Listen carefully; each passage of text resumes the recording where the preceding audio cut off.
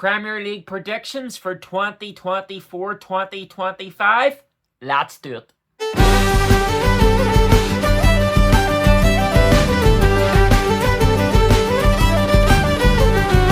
Well, what's happening, everybody? I hope yous are all doing well. And if you like my type of content, please like, comment, and subscribe. I'd really appreciate it. But yeah, I've done this sort of before, but I've done the top 20 in the Premier League.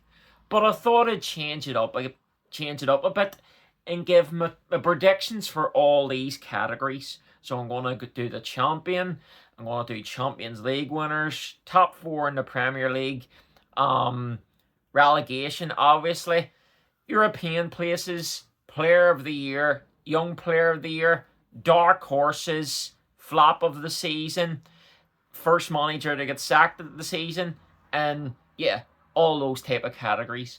Yeah, but without any further ado, I'm better off just getting straight into it. In regards to the Premier League champions, and I will stress this, it's as things stand. I'm a Liverpool fan, right? As things stand, I'm gonna go for Arsenal. Arsenal to win it. I think they're very strong defensively, very strong attack minded, and in midfield, I think they're the most solid team. But I'll stress at the current minute, and the reason why I said that, I watched Liverpool playing Arsenal, and it was just a friendly. You can't read anything into a friendly, but Liverpool played very well the first half, and there was about an entire team missing. Like, there was Van Dijk, Trent Alexander-Arnold, Alisson, Diaz, Nunez, etc., all missing. Plus, I do think Liverpool's possibly going to sign 2 or 3 players, maybe their weak positions. So, I could, depending on how Liverpool go, after the transfer window, I really like the look of Liverpool, and I'm not just saying that biasly as a Liverpool fan. But yeah, as things stand, I'm going to go for Arsenal. So without further ado as well, I'm going to go top 4. In regards to the top 4, I'm going to go Arsenal, obviously, to win the league. I'm going to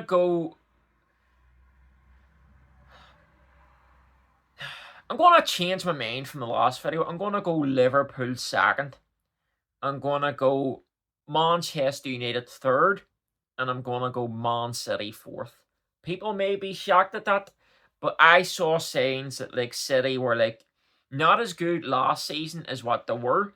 And I know, again, it's just pre-season. I haven't been impressed with them this pre-season either. Their squad's getting a bit old. And then this season, there's going to be all the discussion about the 115 charges and also Pep Guardiola's future. So as things stand, I'm going to go Arsenal, Liverpool, Man United, and Man City as the top 4. Regarding European places, I'm going to go for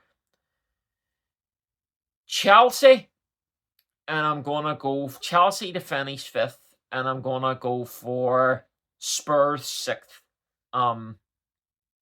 So yeah, that's going to be my European positions.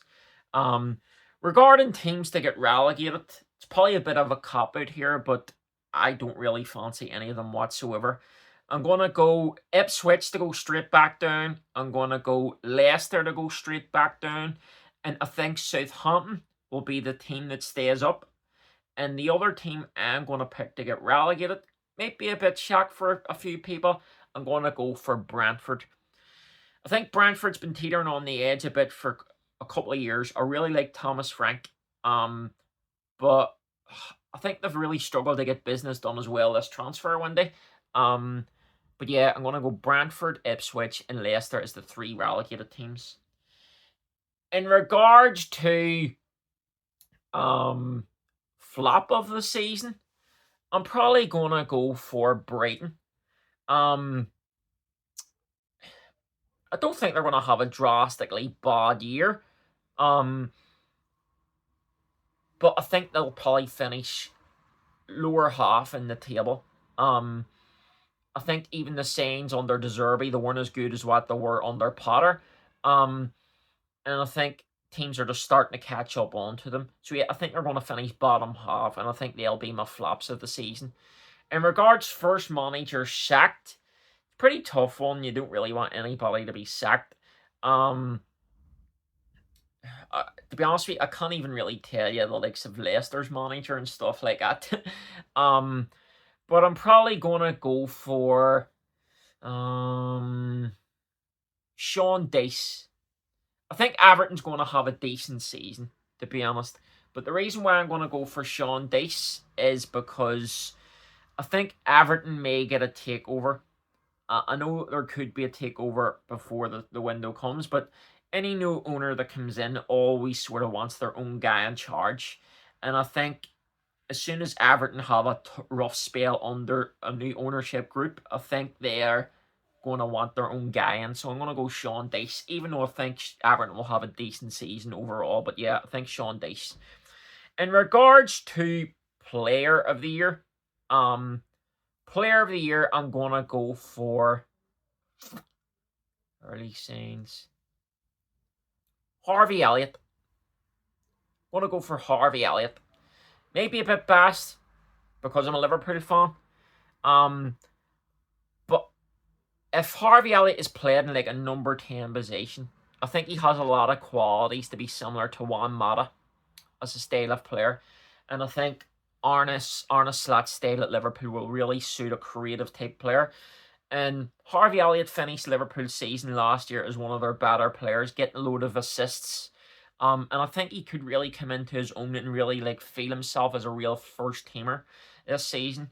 And I think if Liverpool get those players in and like really like if Nunez starts to hit the ground really properly, or Jota, I think Harvey Elliott could be the key in that hole and like feeding players. So I'm gonna go Harvey Elliott.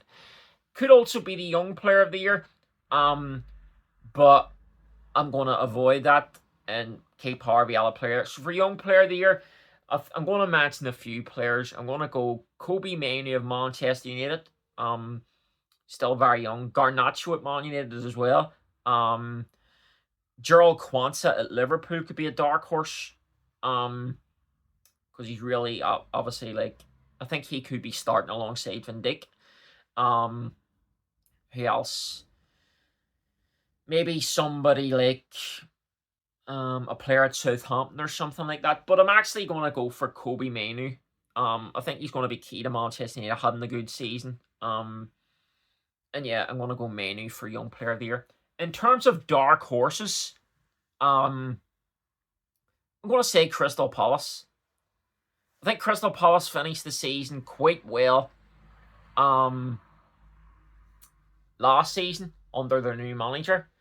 I know they've lost Olise to Bayern Munich and they might lose a few more, but I still think they're going to have a decent season under their new manager, and I think they'll catch a few teams out. They could finish top half. They might have already did that, but I think they'll be much better to watch and stuff. I think another dark horse could possibly be West Ham. I think West Ham could maybe challenge for top 6. I don't know. But I think West Ham could be a bit of a dark horse too. Yes, and then finally, regarding Champions League winners, again, I hope it's Liverpool. Real Madrid should be there in their boots. Because of the squad they have. Man City as well be there or thereabouts. Maybe Arsenal. But I'm possibly gonna go for Barcelona. I know they're under a new manager there. And I know they have their financial issues, and I know the Champions League's a different format this year. Which will be interesting to see.